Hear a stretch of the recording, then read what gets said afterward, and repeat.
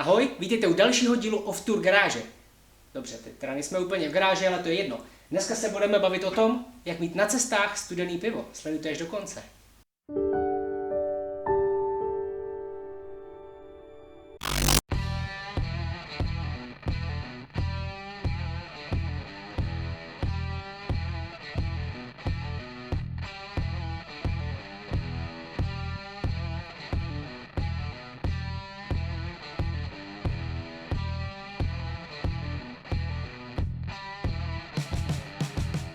Asi jste si možná všimli, že na cestách rádi vaříme, grillujeme, opékáme buřtíky a rádi taky občas vypijeme něco, co je trošičku studenějšího.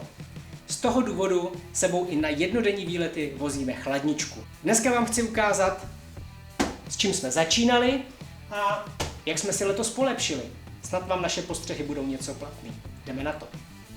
Jako první jsme si pořídili tohle, to je takzvaný termoelektrický box. Výhody tady toho řešení jsou hlavně dvě. Takovýhle box je malej a lehkej a zároveň je docela levnej. Ve velikosti 26 litrů ho pořídíte kolem 1500 až 2000 korun. Nevýhodu má takovýhle box vlastně jenom jednu a to je ta, že funguje úplně na hovno.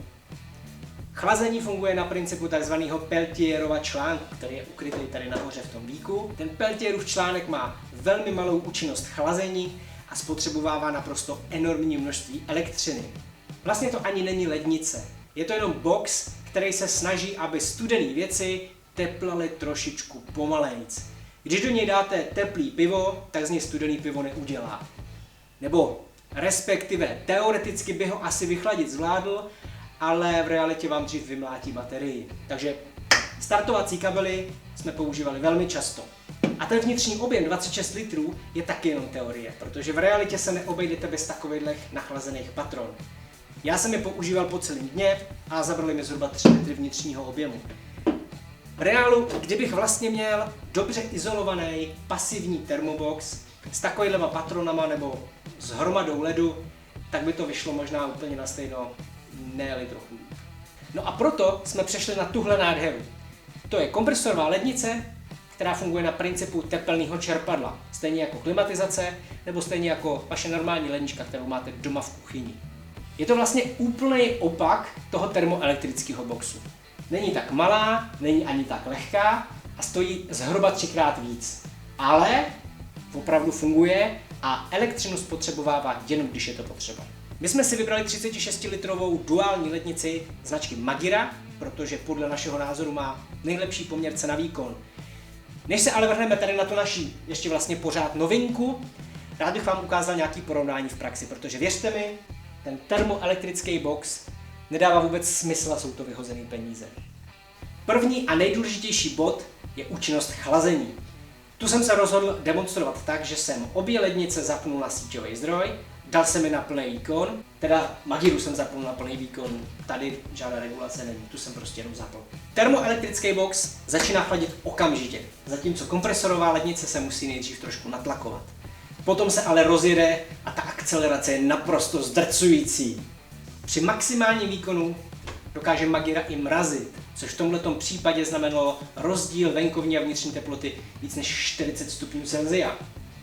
Zatímco termoelektrický box se prázdnej vyšplhal po 3 hodinách urputného snažení na vnitřní teplotu 9 stupňů Celsia a víc už jsem z něj prostě nevymáčkl.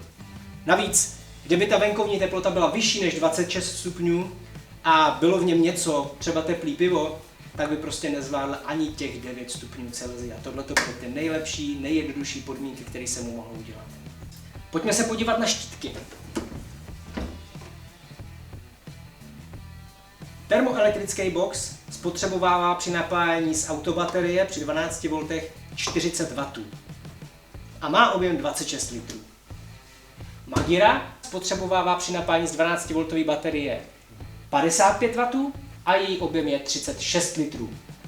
Poměr výkonu na litr je tady dost podobný na první pohled.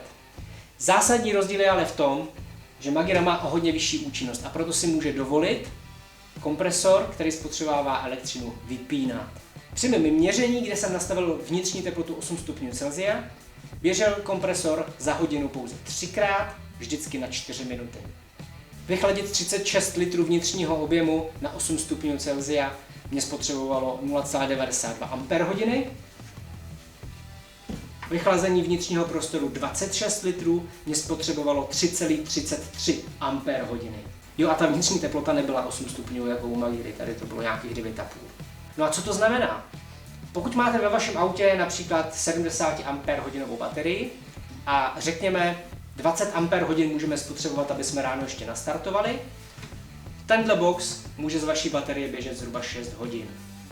Pokud poběží díl, už to nenatočíte. Zatímco Magíra zvládne poctivě chladit klidně až 22 hodin. Takže teoreticky, pokud stojíte na jednom místě vždycky jenom jeden den nebo přes noc, tak tuhle ledničku můžete používat i pokud váš auták nemá duální baterii. Navíc Magíra má taky ještě ekorežim, který teoreticky spotřebovává méně elektřiny. Navíc má regulaci. Můžete nastavit víc než 8 stupňů, můžete tam dát 10 nebo 12 a tím můžete taky nějakou energii ušetřit. A v neposlední řadě má Magíra taky ochranu proti vybití baterie, dokonce nastavitelnou ve 3 stupních. Takže i kdybyste ji zapomněli zavřít nebo nastavili nějakým způsobem špatně, vaši baterku v autě vám nevytříská. Takže tady ten křáp jde prostě z domu a asi mě rozumíte proč. A pokud chcete za každou cenu šetřit, anebo pokud je kompresorová lednička jednoduše mimo váš budget, radši než termoelektrický box bych vám doporučil dobře izolovaný pasivní termobox, který prostě naložíte ledem anebo těma patronama a bude to, myslím si, stejný nebo možná dokonce lepší.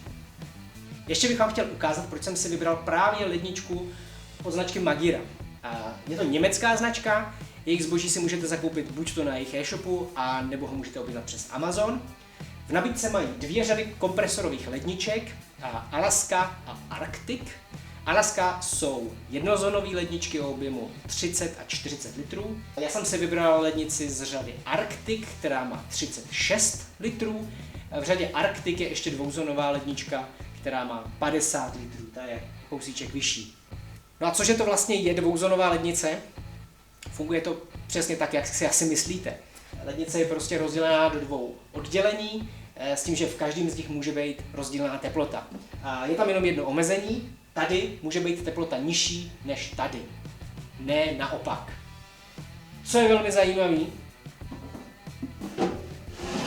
ta přepážka jde vyjmout a co mě naprosto překvapilo, jak je ta lednička inteligentní. V případě, že tu přepážku vytáhnu, ta lednička to okamžitě pozná, je tam zřejmě někde nějaký senzor a v tu chvíli, když vytáhnu přepážku, se automaticky přepne z dvouzónový do jednozónový. To ovládání pro druhou zónu se prostě deaktivuje, zmizí, hasne, není. To mě fakt překvapilo. Jinak všechny lednice od Magíry mají rozsah teplot plus 20 až minus 20 stupňů Celsia. Všechny mají takové kolečka pro jednodušší transport a pevný madlo, tady takhle rozkládací. Všechny mají velmi přehledný dotykový ovládání a dokonce ve dně je i takovýhle špunt, abyste to mohli jednoduše vypláchnout, tak jako to mýval G-Wagon.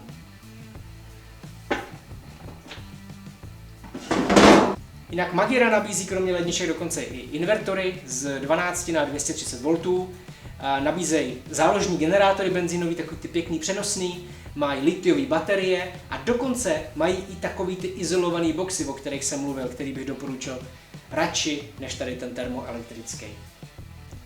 Odkaz na jejich stránky najdete v popisu videa. A to je pro dnešek všechno. Těšíme se na vaše dotazy v komentářích. Díky, že sledujete Off Tour, budeme rádi za váš odběr a zase příště, zase z nějakého výletu.